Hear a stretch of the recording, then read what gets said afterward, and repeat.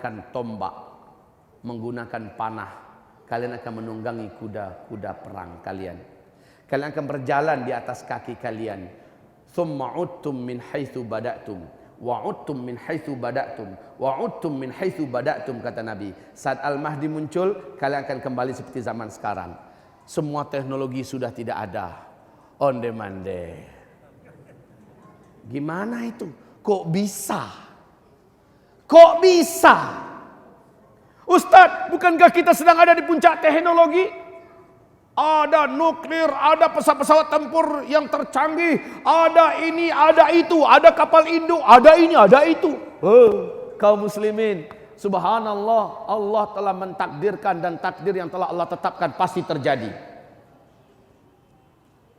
Masih ingat dengan Albert Einstein enggak? Masih, Ibu? Pernah kenal dengan nama Albert Einstein? Bu? Ibu? Ibu kenal dengan nama Albert Einstein enggak? Ibu kenalnya dengan kue ini, sambal ini, itu yang lebih banyak Ibu kenal. Pak, Albert Einstein adalah bapak fisika dunia, ahli kimia dunia. Saat beliau masih hidup, beliau didesak lebih oleh 2000 wartawan di bumi ini, mendesak beliau, khususnya di negara maju, mempertanyakan kepada beliau bagaimana pandangan Tuan tentang perang dunia ketiga nanti. Masalahnya di negara besar sedang berlomba-lomba membangun senjata nuklir, senjata canggih untuk persiapan perang dunia ketiga. Beliau tidak mau menjawab. Tapi karena desakan begitu kuat, ingin melihat bagaimana pandangan beliau, jawabannya sangat spektakuler dan sangat fenomenal. Apa kata Albert Einstein? Beliau menjawab, kalian nanti perang tidak menggunakan senjata-senjata canggih yang kalian buat hari ini. Semuanya sudah tidak bisa dipakai. Kalian akan perang dengan senjata manual pada perang dunia ketiga. Waduh, kaget. Dunia jadi kaget. Kenapa? Terbongkarlah rahasia besar yang disembunyikan oleh NASA, Pak. Terbongkar akhirnya. Steve Jobs juga pernah menyatakan waktu dia masih hidup. Dengar nama Steve Jobs siapa? Termasuk orang terkaya dunia. Dan dia adalah penggagas atau pemilik iPad. Salah seorang intelektual dan saintis dunia, ahli dalam masalah teknologi digital. Steve Jobs mengatakan, kalau nanti saya sudah tidak ada, kalian tidak lama kemudian akan kembali ke zaman batu, katanya. Kembali ke zaman batu. Pasti akan terjadi kok, penuh matematika begini. Begini kaum muslimin. Allah menyebutkan petaka besar yang akan menimpa bumi ini, yaitu dalam surat At-Tur, surat Ad-Dukhan, surat Al-Muluk, surat Al-Hadid. Nanti uraiannya lebih rinci ada di sini nanti, zikir akhir zaman ya. Kaum muslimin, Nabi menyebutkan bumi ini akan mengalami hantaman meteor. Bumi ini akan mengalami hantaman meteor menjelang kiamat. Akibat meteor ini terjadi dukhan, kabut, asap dan debu yang sangat tebal dan sangat panas. Saking tebalnya bumi ini gelap gulita selama 40 hari 40 malam, kata Rasulullah. Hadis ini sahih seluruhnya. Dukhan ini perkara mutawatir. Kekuatan dalil dan riwayatnya sama dengan kekuatan ayat dalam Al-Quran. Ya, dukhan. Ibnu Abbas mengatakan, saya malam tadi tidak bisa tidur. Ini dengan sanad yang jayid dari Ibnu Jarir. Ibnu Abi Mulaikah, muridnya Ibnu Abbas, berkata, saya berjumpa dengan guru saya. Dia berkata, saya malam tadi tidak dapat tidur, semalaman suntuk. Kenapa guru? Karena saya dengar dari sahabat-sahabat saya telah nampak meteor, berarti malam mereka telah menyaksikan adanya meteor melintas, diperkirakan jatuh ke bumi, dan berarti besok terjadi dukhan. Jadi hubungan antara meteor dengan dukhan diyakini oleh para sahabat, berarti mereka belajar ini dari Rasulullah. Nah kaum muslimin, ternyata Michel Penn, kenal dengan nama Michel Penn? Pakar astronomi dunia, Pak. Jadi rujukan pakar astronomi yang lainnya. Michel Penn mengatakan bahwa meteor ini di ruang angkasa kecepatannya 120.000 km per jam. Meteor yang besarnya garis diameternya 2 km saja, Kekuatan ledakannya sama dengan 1 juta kali lipat bom nuklir yang pernah meledak di Nagasaki dan Hiroshima. Ulangi kembali Pak, berapa kekuatan ledakannya? 1 juta kali lipat bom nuklir yang pernah jatuh di Nagasaki dan Hiroshima. 1 juta kali lipat Pak. Padahal bom nuklir yang jatuh di Nagasaki, Hiroshima itu mampu menghabisi 50.000 manusia. Padahal jatuhnya di lembah itu Pak, bukan di tepat di kota Nagasakinya. Tidak tepat di kota Hiroshimanya. Jatuhnya di lembah, tapi 50.000 manusia mati. Bangunan rata dengan tanah. Manusia menjadi karbon. Bagaimana kalau 1 juta kali lipat? Makanya kata Michel Penn, meteor ini kalau jatuh ke laut akan menimbulkan gelombang tsunami 230 meter. Sedangkan di Aceh saja 15 meter cuma. Hanya 10 menit lebih 200.000 orang yang meninggal dunia. Bagaimana dengan 230 meter? Banyak kota-kota besar dunia yang akan hilang. Banyak negara-negara yang akan kelelep. Kalau jatuhnya di kutub utara kata beliau atau kutub selatan, maka akibatnya kutub itu akan meleleh untuk selama-lamanya. Permukaan air laut akan naik 7 meter. Maka Jakarta hilang. 20% pulau-pulau di Indonesia akan hilang dari atlas. New Zealand, Chicago, Florida, kota-kota besar dunia banyak yang hilang selama-lamanya kalau jatuhnya di kutub utara atau selatan. Tapi kalau jatuhnya ke daratan, dan ini yang persis dalam ayat, ini yang persis dalam hadis Nabi, kalau jatuhnya di daratan kata Nabi SAW akan menimbulkan ledakan yang teramat sangat dahsyat. Jarak 100 sampai 200 km semua kehidupan yang ada menjadi karbon, menguap langsung. Lalu hantamannya begitu dahsyat, partikel-partikelnya langsung membumbung ke udara. Gelombang kejutnya menimbulkan kekuatan 800 km per jam. Sehingga partikel-partikel yang begitu tebal tadi langsung segera membungkus bumi. Bumi ini gelap gulita. Menurut Michel Penn berbulan-bulan gelapnya. Menurut Nabi Muhammad SAW 40 hari 40 malam. Mana yang kira-kira yang lebih tepat? Michel Penn atau Nabi Muhammad? Ya, itu yang disebut dengan dukhan. Panas, sangat panas. Nabi mengatakan orang-orang kafir akan menghirup udara yang tidak pantas dihirup. Lalu menggelegaklah jantungnya, banyak yang mati.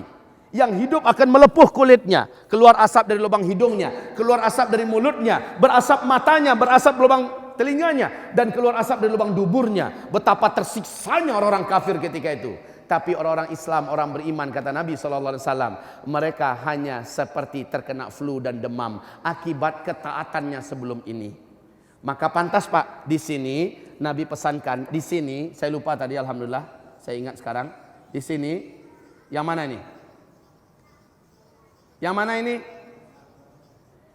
Nabi mengatakan saat kamu menyaksikan di Syam sudah banyak terjadi fitnah, pembantaian, pembunuhan. Kamu wahai umatku yang hidup di mana-mana di bumi ini, badiru bil a'mali sholihah. Beramallah kamu, berlomba-lombalah memperbanyak amal-amal soleh. Ternyata salah satu rahasianya kebuka sekarang.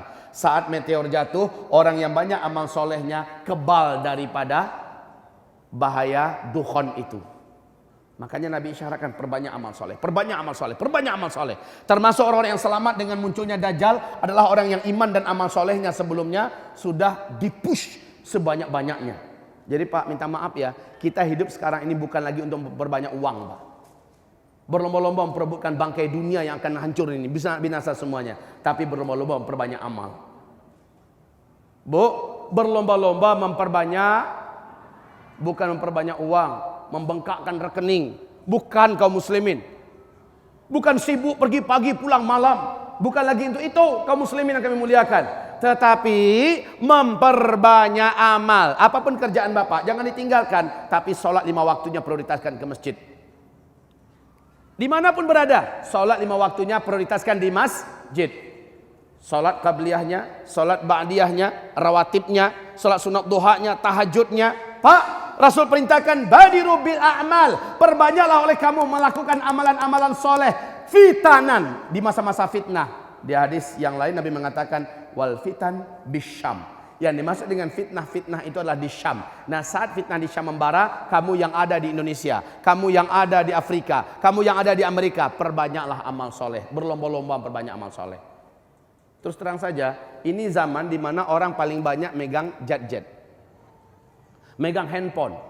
Suami istri mau tidur, suami megang handphone, istri megang handphone, sampai ngorok dengan handphone. Al-Quran sudah lama ditinggalkan. Sambil nunggu mobil, sambil nunggu trans, ya, mobil trans, atau di dalam mobil juga sambil bergelantungan handphone. Al-Quran sudah lama ditinggalkan. Padahal Al-Quran termasuk penjaga yang paling sempurna ketika hari huru hara. Dari sekarang, Pak. Dari sekarang kamu hamba Allah yang kami muliakan, berubahlah lagi. Lakukanlah banyak amal soleh. Stop daripada melakukan amal-amal salah kaum muslimin. Kita tak lama lagi, tidak lama lagi. Wallahi, demi Allah tidak lama lagi. Maka bukan saatnya sekarang untuk masih tamak dengan dunia. Tapi bukan berarti kita boleh meninggalkan urusan dunia. Ini juga perlu saya ingatkan kepada Bapak Ibu. Baik kaum muslimin, setelah ini terjadi, dilanjutkan oleh Michel Penn. Michel Penn melanjutkan bahwa ketika meteor ini menghantam bumi, meteor itu mengandung siderite. Apa yang disebut dengan siderite? Kandungan zat besi, Pak, yang padat. Saat dia menghantam atmosfer bumi kita, terjadi dentuman yang sangat besar, seluruh bumi bisa mendengarkan. Dentuman ini dan pergesekannya yang radikal dan keras untuk menembus atmosfer kita, menyebabkan dia terbakar bagian luarnya. Serpihan-serpihan kecilnya inilah yang akan menjadi hujan meteor kecil-kecil itu. Kayak di film 2012, kayak di film Deep Impact dan sebagainya, seperti di film Armageddon. Baik kaum muslimin, ini sebuah ilustrasi yang benar-benar sesuai dengan ayat dan hadis kaum muslimin. Kemudian kata beliau, siderite tadi, kandungan zat besi yang ada pada meteor ini akan menimbulkan medan magnet yang sangat kuat. Akibatnya semua besi-besi yang ada di bumi, semua benda-benda logam yang ada di bumi terinduksi. Lalu mesin mobil kita dari besi enggak? Satu komponen dengan komponen yang lain sudah terinduksi dan saling lengket, Pak. Di starter mobil udah nggak bisa jalan. Begitu juga helikopter, pesawat, kapal-kapal, pabrik-pabrik, industri-industri, betul-betul macet semuanya. Cet macet. Bukan macetnya sementara, forever.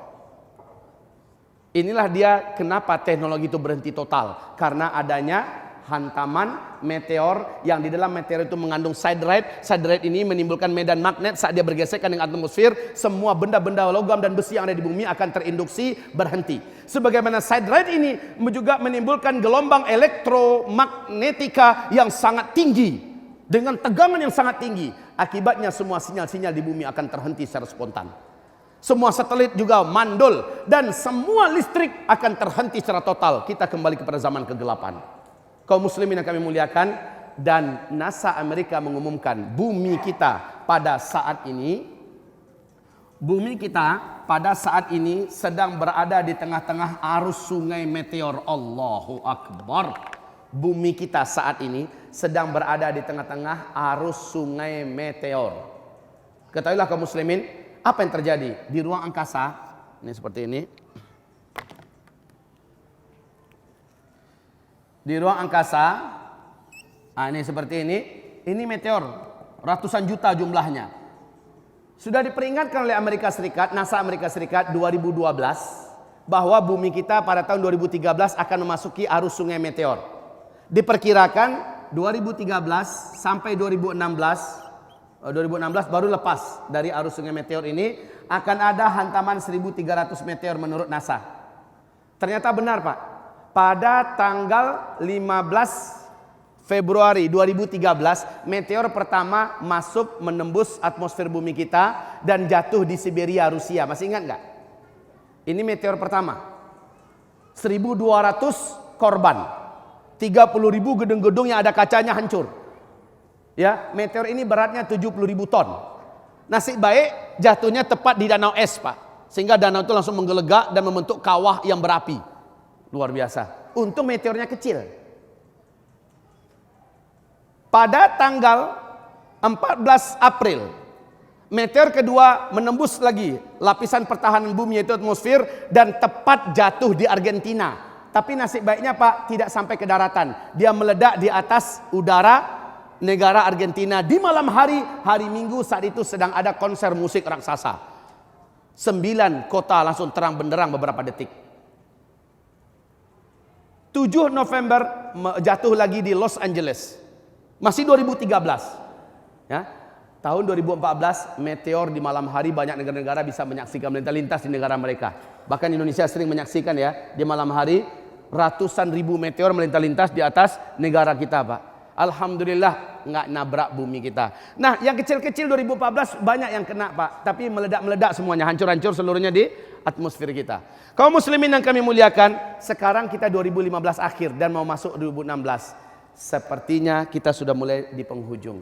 Apakah benar ada salah satu di antara meteor itu yang besar yang akan menghantam bumi kita? Jawaban yang paling tepat, Allahu a'lam. Tapi kita sedang tepat di arus sungai meteor. Rasulullah bersabda, lihat ini baik-baik. Bumi ini akan mengalami hantaman meteor dan hujan meteor. Di mana akan banyak kota-kota tenggelam, banyak manusia yang berubah bentuknya. Dan hujan meteor ini akan menjadikan segala-galanya berubah. Sahabat-sahabat bertanya, kapankah itu terjadi ya Rasulullah? Kalau pada umatku sudah terjadi 3 perangai ini. Kalau pada umatku telah terjadi 3 perangai ini, maka hujan meteor akan menghantam umat manusia. Fi hadhil ummah khasfun wa maskhun wa qadhfun. Pada umat ini nanti akan terjadi penenggelaman banyak daratan. Akan terjadi perubahan banyak bentuk. Dan akan terjadi hujan meteor. Para sahabat bertanya, qala rajulun minal muslimin wa mata dzaka ya Rasulullah? Wahai Rasulullah, kapankah itu terjadi? Nabi menjawab, idza zaharatil qainat wal ma'azif wa syuribatil khumur. Kalau di bumi ini pada umatku sudah banyak bermunculan penyanyi-penyanyi wanita. Ini yang pertama. Yang kedua kata Nabi, wal ma'azif, apabila di tengah-tengah umatku di bumi ini sudah banyak umatku yang menggandrungi musik dan menyebarnya musik. Sudah apa belum semuanya? Yang ketiga kata Nabi, wasyuribatil khumur, apabila khamar, tua, arak sudah diminum secara formal dan legal, menyebar juga di mana-mana.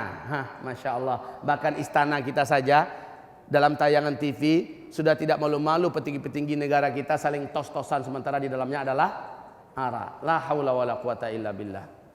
Sekarang khamar sudah disebut dengan nama yang berbeda-beda kaum muslimin. Baik kaum muslimin yang kami muliakan. Jadi kalau begitu, selepas ini habislah kita. Iya. Di sini nanti umat Islam masih hidup sebagiannya. Sebagian yang lain akan banyak musnah di muka bumi ini. Kaum muslimin, dan teknologi juga sudah tidak ada. Dan itu dekat lagi Pak. Jika iya antara sampai 2016 meteor yang ada di ruang angkasa menghantam bumi kita, berakhirlah teknologi kita. Berakhirlah rumah-rumah sakit tutup karena rumah sakit bergantung dengan teknologi. Berakhirlah bank-bank karena bank-bank bergantung dengan teknologi. Ayo, yang uangnya ada di bank sekarang Pak, tarik. Lalu diapain? Bantu dakwah, bantu masjid, bantu pondok pesantren, bawa keluarga, pergi umroh, pergi haji, mahal juga nggak apa-apa, bayar. Sekarang Pak duitnya masih berguna, belikan tanah untuk pesantren. Bantu dakwahnya melawan apa? Syiah Indonesia. Bantu perjuangan kaum muslimin yang ada di Suriah hari ini. Bantu kaum muslimin yang ada di Palestina hari ini. Bantu para kaum muslimin yang kelaparan di Suriah hari ini. Banyak bisa kita lakukan kaum muslimin. La haula wala quwata illa billah. Ayo sebentar lagi kita akan galang dana ke Suriah. Mau? Mau? Kok ngangguknya lemah? Bapak akan nyesal Pak, tabungan yang banyak nggak bermanfaat lagi. Sekarang masih berguna. Baik kaum muslimin yang kami muliakan. Saya selepas zuhur nanti langsung mengisi di Depok City. Jadi saya minta Bapak Ibu dapat memahami kondisi di mana saya tidak bisa berlama-lama dengan Bapak. Lanjutannya saya persilahkan nanti, ini kaset. Ada 5 judul ya, 4. Ada 5 judul, silahkan Bapak dapatkan di sahabat Yamimah di luar sana. Dan ini kegunaannya adalah untuk dakwah. Kita tidak berbisnis di sini kecuali adalah untuk kepentingan dakwah. Dan di zikir akhir zaman adalah urut-urutan yang kami uraikan serta antisipasi dari masing-masing kejadian. Amalkan ini, lakukan ini, amalkan ini, lakukan ini. Ini juga ada, silakan mendapatkannya di luar sana. Sementara peperangan, bencana, akhir zaman ini lebih luas pembahasannya, lebih ilmiah. Ya, silakan Bapak Ibu yang kami muliakan. Kita kembali sedikit. Berarti sekarang apa yang harus kami buat Pak Ustadz? Ada urutannya. Insya Allah urutan ini Bapak bisa ikuti ceramah-ceramah saya di YouTube ke depan. Ya, saya mempunyai tanggung jawab kepada umat ini menjelaskan. Bahkan saya sebutkan urutan kitabnya juga apa, rujukannya mana, supaya Bapak Ibu, oh anak remaja harus lakukan ini. Oh ibu-ibu, karena dia yang paling banyak murtad ketika Dajjal keluar, dari sekarang harus lakukan ini. Saya akan sampaikan itu Ibu. Ya. Kemudian bagaimana para suami, laki-laki yang masih muda-muda, ketika Al-Mahdi muncul, kami harus buat apa? Saya akan sampaikan ini di YouTube nanti insya Allah Ta'ala. Alhamdulillah sahabat Yamimah sudah melengkapi perlengkapan mereka, dan saya selama ini berdampingan dengan sahabat Yamimah, dan ke depan saya ke daerah-daerah sudah membawa peralatan sendiri, dan itu akan merekam saya di mana saya ada kesempatan langsung direkam kembali, dan itu di-shootkan di-sharekan di YouTube. Oleh karena itu ikuti kajian khusus kami nanti di MUS TV insyaallah taala, Madrasah Mulazamah Ulum Syariah TV, dan ini hanya khusus ceramah-ceramah akhir zaman saja, di mana saya langsung yang akan, inilah tanggung jawab saya kepada umat. Sementara dakwah kita, amalan sosial kita dan lain-lainnya, sahabat Yamimah akan tangani dari Jakarta. Baik kaum muslimin yang kami muliakan, saya punya pondok pesantren di Payakumbuh. Namanya Madrasah Mulazamah Ulum Syariah MMUS. Inilah pondok pesantren satu-satunya tipe mulazamah di Indonesia, Pak. Belum ada yang lain. Tipe mulazamah yang diterima adalah tamatan SD. Syaratnya sudah bersih baca Quran. Dan anak ini kita gembleng dalam jangka 7 tahun ditargetkan menjadi ulama-ulama kaliber dunia dengan izin Allah Subhanahu wa taala. Baik kaum muslimin, demikian saja dari saya. Semoga bermanfaat. Penyampaian saya ini bukan menyebabkan Bapak Ibu lemah semangat hidupnya setelah ini. Tahu-tahu pulang udah lemah aja lututnya. Udah jatuh bahunya macam ini jalan. Bang, kenapa bang? Udah mau kiamat deh. Jangan kayak gitu Pak. Ya. Juga kepada anaknya yang sudah mau menikah, jangan katakan, buat apa kamu menikah, udah mau kiamat. Juga itu salah, ya. Maka saran saya kepada Bapak Ibu, justru dengan mendengarkan uraian ini, semakin membara semangat hidup Bapak. Buat apa? Waktu yang masih tersedia, inilah waktu yang paling tepat memperbanyak tabungan amal soleh saya. Membela kepada Islam sehabis-habis pembelaan. Berjuang untuk Islam sehabis-habis perjuangan. Dunia yang ada di tangan kita sekarang, jangan dibuang. Tapi jadikan untuk sarana mendekatkan diri kepada Allah. Bantu agama Allah ini sekuat-kuatnya, sebisa-bisanya. Dan rekatkan hubungan hati dan persaudaraan sama ahlus sunnah wal jamaah. Jangan mau pecah belah dan dihasut. Udah dekat Pak waktu kita. Jangan mau dipecah belah dan dihasut. Wahai umat Islam, bersatulah, bersatulah. Kita akan memasuki zaman yang paling berat, di mana tidak ada gunanya perpecahan pada saat itu. Makin kita bersatu, makin kita kuat, insyaallah ta'ala. Demikian dari saya, semoga hidup kita setelah ini lebih jujur, lebih amanah, lebih istiqomah, lebih bersemangat untuk beramal soleh, dan jangan abaikan dunia. Kata Nabi, kalaupun besok kiamat pasti terjadi. Hari ini masih ada satu butir kurma di tangan kamu, tanam hari ini. Padahal kurma baru dimanfaatkan 5 tahun ke depan kan. Itu menandakan apa? Nabi tak suka kalau umatnya mendengarkan kiamat lalu hilang semangatnya. Justru yang terjadi adalah semangat terus, ngejos terus. Mari Bu, kita istighfar kepada Allah Pak. Astagfirullah. Astaghfirullah, astaghfirullah. Subhanakallahumma wa bihamdika asyhadu an la ilaha illa anta astaghfiruka wa atubu ilaik. Wabillahi taufiq wal hidayah. Wassalamu alaikum warahmatullahi wabarakatuh.